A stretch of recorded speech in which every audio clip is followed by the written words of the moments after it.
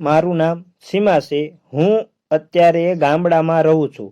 મારો પતિ ગામડામાં ચોરી કરે છે એવું ગામ લોકો કહેતા, જે મારા મનમાં આવતું નહીં।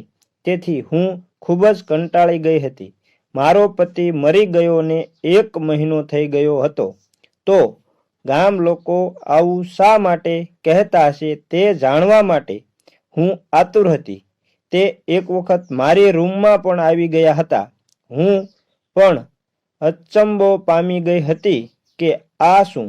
એટલે હું એની પાછળ દોડી અને ઘણું પૂછવામાંથી પણ તેઓ અંધારામાં ક્યાંક ગાયબ થઈ ગયા હતા। તેથી મેં એક પ્લાન બનાવ્યો। જય માતાજી મિત્રો, અમારી ચેનલમાં તમારું હાર્દિક સ્વાગત છે। અમારી ચેનલ સારી લાગે તો ચેનલને લાઈક કરજો અને કોમેન્ટમાં પૂરી શ્રદ્ધાભાવથી જય માતાજી લખવાનું ભૂલતા નહીં। અને ચેનલ પર નવા છો તો ચેનલને સબસ્ક્રાઈબ જરૂર કરી લેજો। યુટ્યુબના આ મહાસાગરમાં ક્યાંક ખોવાઈ જાય તે પહેલાં વાર્તા કેવી લાગી તે લખજો અને સબસ્ક્રાઈબ જરૂર કરજો। અમે શહેરમાં રહેતા હતા, ત્યાં મારો પતિ કંપનીમાં નોકરી કરતો હતો। અમે ખુશીથી જીવન જીવતા હતા। મારે 2 સંતાન હતા, એક દીકરો અને એક દીકરી। અમારું જીવન નિર્વાહ સારી રીતે ચાલતો હતો। અમારા બંનેમાં ખૂબ જ પ્રેમ હતો અને અમારી જિંદગી સારી રીતે જીવતા હતા। એવામાં મારા પતિને એક જીવલેણ બીમારી થઈ ગઈ। તો મારા પતિના ઈલાજમાં રૂપિયા બધા ખર્ચાઈ ગયા અને ત્યાં પણ અમે ભાડે રહેતા હતા। પૈસા ખર્ચાઈ ગયા અને બીમારી પણ સારી થઈ નહીં અને અંતે મારા પતિનું મૃત્યુ થયું અને મારા પતિને ગામડે લઈ જવામાં આવ્યા। ગામડાની રીત રિવાજ પ્રમાણે અગ્નિ સંસ્કાર કર્યો। ગામના લોકો જાણતા હતા કે મારો પતિ મૃત્યુ પામ્યો છે।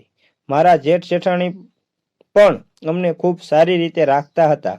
મારા જેઠે કહ્યું કે અહીં રહો અને સંતાનોને પણ સરકારી સ્કૂલમાં ભણવા મૂકી દો। હું મારા જેઠ જેઠાણી પર બોજો બનવા નહોતી માંગતી। તેથી ગામમાં કોઈકના વાસણ કે કપડાં માંજી અમારું ગુજરાન ચાલે તે માટે હું નોકરીની તલાશમાં હતી। એવામાં એક રૂપિયાવાળા માણસના ઘરે નોકરાણીની જરૂર હતી। તેથી હું તે કામ માટે તૈયાર થઈ ગઈ। પરંતુ મારા જેઠ જેઠાણીએ કીધું કે તમે જે કામ કરો છો તેથી કોઈ પણ મેણા મારે તો એના જવાબદાર અમે નથી, કારણ કે તમે મારા નાના ભાઈના પત્ની છો। તેથી તમને અને છોકરાને સાચવવાની જવાબદારી અમારી છે। મારા જેઠે જણાવ્યું હતું કે આ ઘર ભાડે છે, તેથી મેં કહ્યું કે હું કામ કરીશ તો અડધું ભાડું તમને આપીશ। છોકરાને ભણાવવામાં અને ઘર ચલાવવામાં પણ મદદ થશે।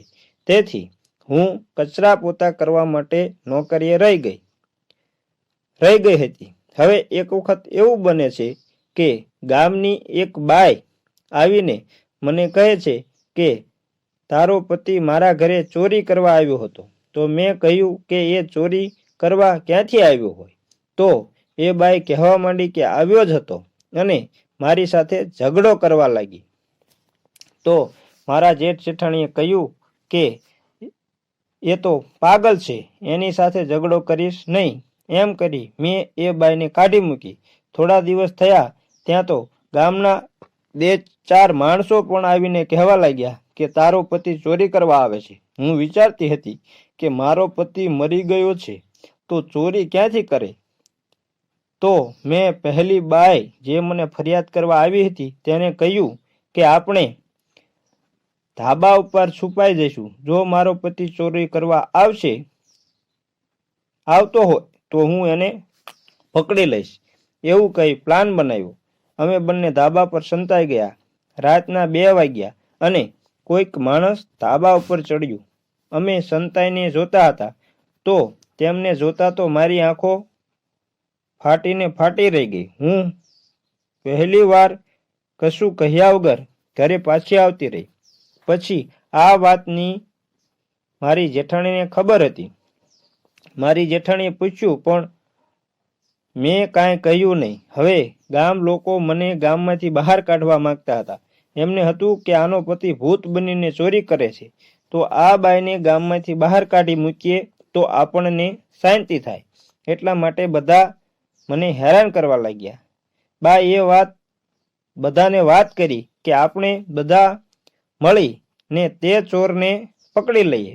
તો બધાએ ભેગા મળી અને પ્લાન બનાવ્યો કે આપણે બધા કોઈક જગ્યાએ છુપાઈ જઈશું અને ચોર જેવો સામે આવે કે એને પકડી લઈશું. એટલે રાત પડી, બધા છુપાઈ ગયા. હવે આ ચોર ચોરી કરવા નીકળ્યો અને જેવો કોઈના ઘરમાં વંડી ટપીને પડ્યો કે પકડાઈ ગયો, બધાએ થઈ એને દોરડે બાંધી દીધો અને ગામમાં દેકારો થતા મારા જેઠાણી પણ ત્યાં આવી ગયા હતા. હવે લાઇટના આંજવાળામાં લઈ જતા ગામના લોકોએ અને મેં જોયું તો બધાની આંખો ફાટી રહી ગઈ.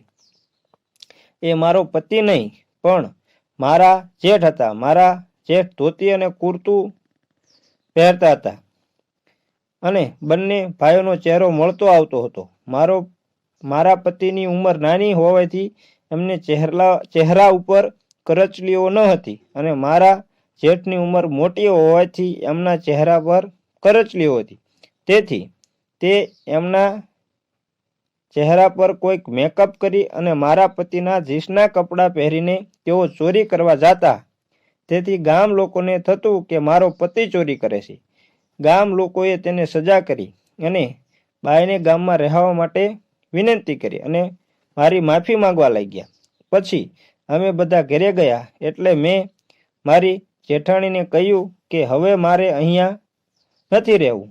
હું ગમે ત્યાં જઈ મારા છોકરાનું ભરણ પોષણ કરીશ અને અમારું જીવન જીવી લઈશું. તો પાછળથી મારા જેઠ આવ્યા અને મારી માફી માંગવા લાગ્યા અને કહ્યું કે હું આ ધન દોલતની લાલચમાં આંધળો બની ગયો હતો.